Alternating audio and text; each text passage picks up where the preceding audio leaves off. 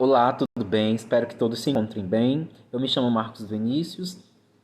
sou biólogo formado pelo Instituto Federal do Ceará e atualmente faço mestrado em biotecnociência pela Universidade Federal do ABC,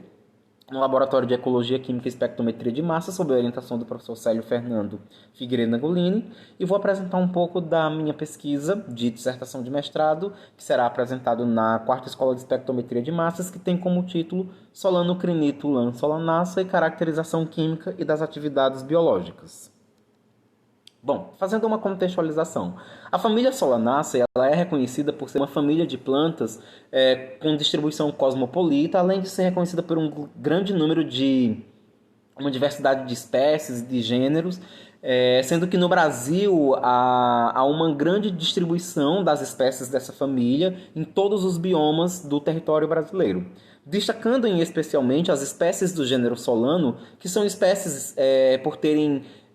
atividades e importâncias econômicas, alimentícias, farmacêuticas, dentre outras, devido à sua rica composição em compostos como glicoalcaloides, saponinas, cucoaminas, dentre outros tipos de metabólitos. Citando, por exemplo, algumas espécies, o tomate, a berinjela e a batata, que são espécies de interesse alimentício, mas que também existem outras que podem ser aplicadas na indústria farmacêutica,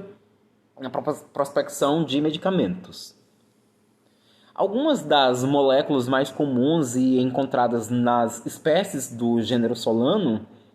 são os alcaloides, os flavonoides, terpenoides, ácidos fenólicos, dentre outros, como por exemplo a gente tem a quercetina, que é um alcaloide, e o ácido clorogênico, que é um composto fenólico. E essas moléculas elas já são reconhecidas por terem grande importância para o tratamento de diversas doenças, como por exemplo a diabetes. Em nosso grupo, nós já realizamos a caracterização desses compostos em algumas espécies do gênero Solano, como, por exemplo, a espécie Solano licocarpo e a Solano oocarpo, e nós já conseguimos observar que essas espécies elas apresentam esses compostos, em especial os alcaloides da família cucoamina, e essas cucoaminas elas apresentaram atividades de resistência à insulina, bem como também foram capazes de combater o estresse oxidativo mitocondrial. Dentre as espécies que nós estudamos atualmente na minha pesquisa de mestrado, nós temos a Solanocrinito, conhecida popularmente por lobeira da mata, que é uma espécie que ela é reconhecida por ter em sua composição essas moléculas chamadas decucoaminas, que nada mais são do que alcaloides, e alguns dos estudos já apontam para suas atividades anticancerígenas, citotóxica, antioxidante, antimicrobiana, antitumoral, hipoglicemiante e neuroprotetora. Então, diante desse exposto, o objetivo da minha pesquisa é basicamente realizar a caracterização química dessa espécie. Em especial, a gente trabalha com frutos em estágios de maturação verde maduro, e a partir dessa caracterização química, ver qual é o perfil de cucoaminas, isolar essas cucoaminas e realizar ensaios de atividades biológicas. Então, esses frutos em estágios de maturação verde maduro, eles foram coletados em Campina do Monte Alegre em 2022, aqui no estado de São Paulo, liofilizados. Após a liofilização, eles foram processados, né? E a gente obteve os extratos etanólicos desses frutos. Realizamos a caracterização em espectrometria de massas acoplada à cromatografia líquida. Realizamos a identificação desses metabólitos, né? No caso em especial dos alcaloides, a partir de um processamento que nós realizamos em um software chamado MZMine e a sua ambientação em uma biblioteca de análise por similaridade dos fragmentos, que é a GNPS, que é o Molecular Network, e a partir disso nós realizamos também alguns ensaios biológicos para avaliar suas atividades antioxidante e de viabilidade celular em relação a uma cultura celular que nós trabalhamos de tecido nervoso, e frente a atividades de citotoxicidade e ecotoxicidade. Então, como resultados, nós conseguimos observar que esses frutos da família da espécie Solanocrinito, eles são ricos em diversos tipos de metabólitos, destacando, por exemplo, compostos fenólicos, como aqui eu tenho na imagem A, o ácido clorogênico, que é um composto fenólico que é majoritariamente bastante reconhecido como está na composição dessa família, mas nós também encontramos as nossas moléculas de interesse, que são os alcaloides, especialmente as cucoaminas e as solazodinas, que são duas famílias de muito interesse do nosso grupo, especificadamente as cucoaminas. Então, nós realizamos a realização por espectrometria de massas, né, e nós observamos um perfil de fragmentação da família cucoamina, onde nós conseguimos observar que as cucoaminas elas possuem dois perfis de fragmentação, e essa fragmentação ela já vem sendo elucidada no nosso grupo, sendo que alguns desses fragmentos são muito comuns, como por exemplo o fragmento 222, e a partir dessa fragmentação nós estamos estudando, identificando isoformas das diferentes tipos de cucoaminas que existem nessa planta, né, que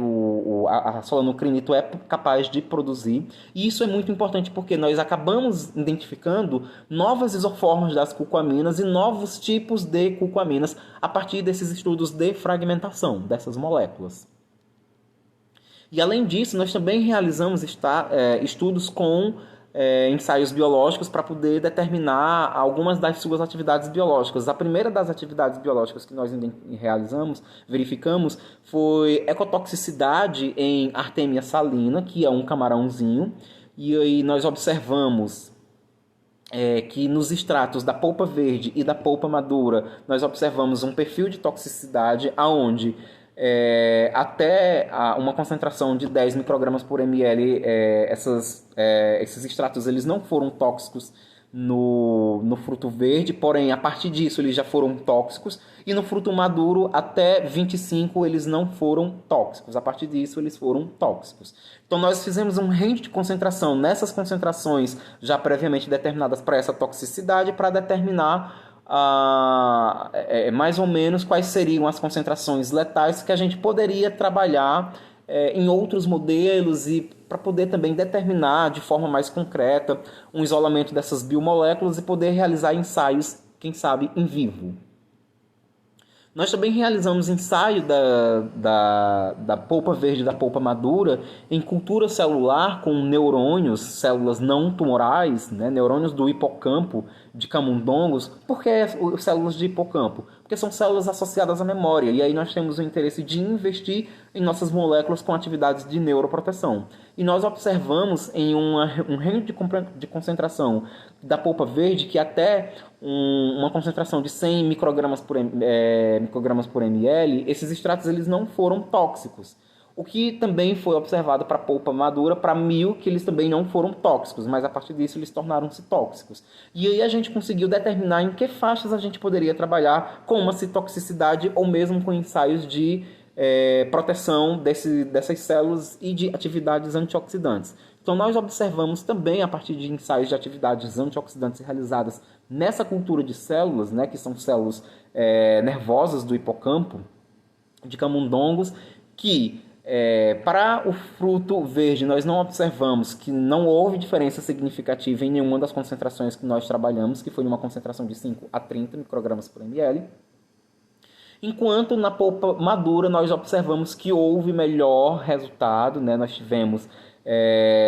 resultados significativos quando submetidos essas células a um estresse oxidativo com peróxido de oxigênio. Então nós pegávamos essa cultura celular, induzimos a um estresse oxidativo com o peróxido e em seguida nós aplicávamos o nosso extrato, que é enriquecido com cucoaminas, um extrato rico em cucoaminas, que são os nossos alcaloides de interesse, e nós observamos que o extrato ele tanto intensificou, melhorou a viabilidade celular, que se vocês observarem ela passa dos 100%, como também ela foi capaz de reduzir o estresse oxidativo causado pelo peróxido.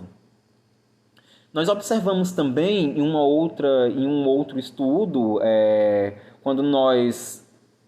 submetemos em uma outra condição de estudo, primeiro adicionando o peróxido e em seguida adicionando, depois de um período de 3 horas, um extrato, que esse extrato ele também foi capaz de combater os danos oxidativos causados pelo peróxido.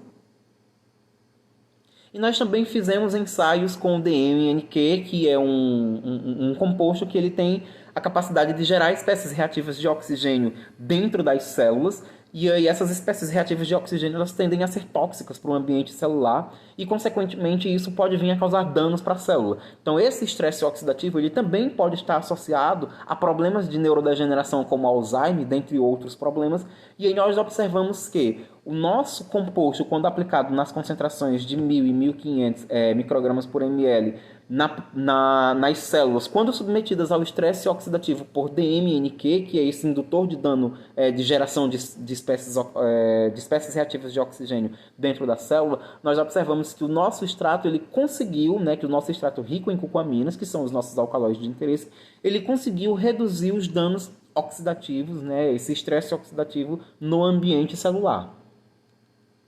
Então, isso gera para a gente alguns resultados. Primeiro, como conclusões, a gente tem a valorização de espécies de frutos e de plantas do bioma, dos biomas do Brasil, em especial do Cerrado brasileiro, e dessa família de plantas que a gente trabalha, a Solanaceae e o gênero Solano, focando em especial na nossa espécie, que é a Solanocrinito. A identificação, a espectrometria de massas foi uma técnica eficiente e a gente considera ela como uma técnica válida para a identificação de alcaloides, como, por exemplo, as espécies da família cucoamina, tanto a partir da fragmentação como pela identificação da biblioteca GNPS. Isso é muito importante porque nós conseguimos identificar novas moléculas, nós conseguimos identificar análogos e isso se faz muito importante a partir da técnica de espectrometria de massas, trazendo possíveis aplicações biotecnológicas, como, por exemplo, atividades de neuroproteção, que é o que nós estamos investigando. Os nossos extratos aplicados em células de cultura de neurônio, elas mostraram um potencial em atividades neuroprotetoras. Então, isso nos traz uma perspectiva para a purificação dessas moléculas, que no caso seriam as cucoaminas, para que a gente pudesse aplicar novamente em cultura celular esses alcaloides isolados, purificados, e também em cultura, em modelos em vivo, em animal, para que a gente possa endossar e robustar a nossa hipótese da teoria da neuroproteção dessas moléculas. Esse é o nosso grupo de pesquisa. Quero agradecer a todos. Desde já, muito obrigado.